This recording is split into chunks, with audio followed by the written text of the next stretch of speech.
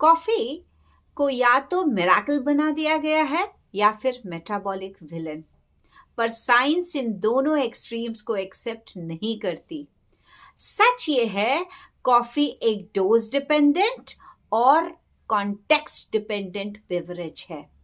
Coffee का primary active compound है caffeine, जो ब्रेन के एडेनोसिन रिसेप्टर्स को ब्लॉक करता है। इसका मतलब टेम्परेरी अलर्टनेस, फोकस और रिएक्शन टाइम इंप्रूव होता है। लेकिन कॉफी सिर्फ कैफीन नहीं होती। रोस्टेड कॉफी बीन्स में होते हैं क्लोरोजेनिक एसिड्स, पॉलीफेनॉल्स और मेलानोइडिन्स, जो एंटीऑक्सीडेंट एक्टिविटी और मेटाबॉलिक सिग्नलिंग में रोल प्ले करते हैं।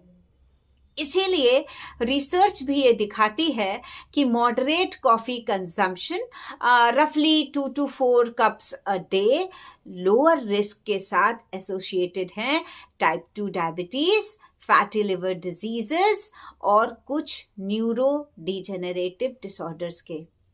अब कंफ्यूजन यहीं से शुरू होता है। कॉफी का नाम सेम होता है पर फॉर्म अलग हो जाता है।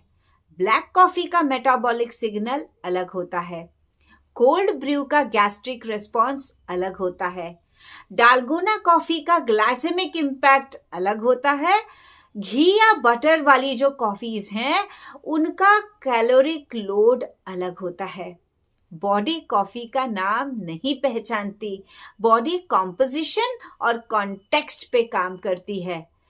जैसे डालगोना कॉफी, जिसमें इंस्टेंट कॉफी, शुगर और मिल्क व्हिप होता है, न्यूट्रिशनली एक कॉफी फ्लेवर्ड डेजर्ट है।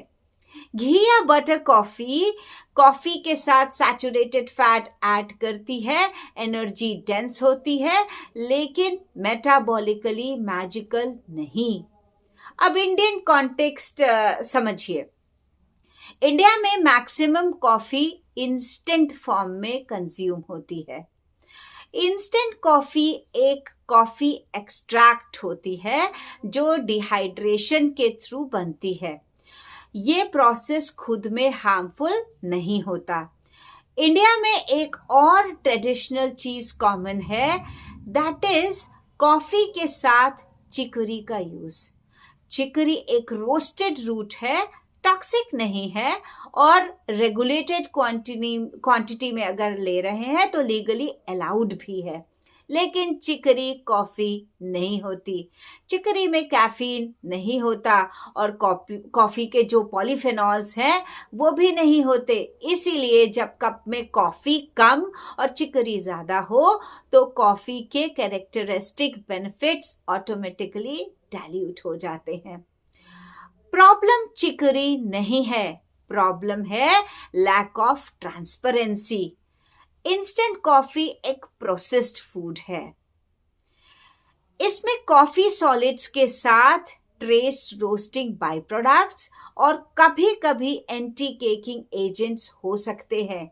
ये टॉक्सिक नहीं होते, लेकिन फ्रेशली ब्रूड कॉफी जैसे भी नहीं होते। फूड केमिस्ट्री क्लियरली बताती है कि प्रोसेसिंग के दौरान कॉफी के बायोएक्टिव प्रोफाइल में पार्शियल चेंजेस आ सकते हैं।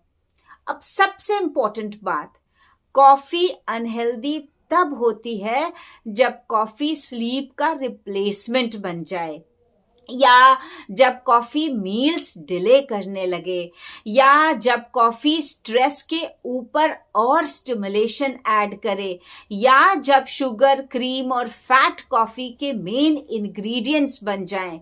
कॉफी का रोल सपोर्ट का होता है, सब्स्टिट्यूट का नहीं। साइंस कॉफी को ना सुपरफूड कहती है ना पॉइजन। साइंस सिर्फ ये कहती है क्वांटिटी, टाइमिंग और कॉन्टेक्स्ट डिसाइड करते हैं कॉफी आपके लिए काम करेगी या आपके खिलाफ काम करेगी।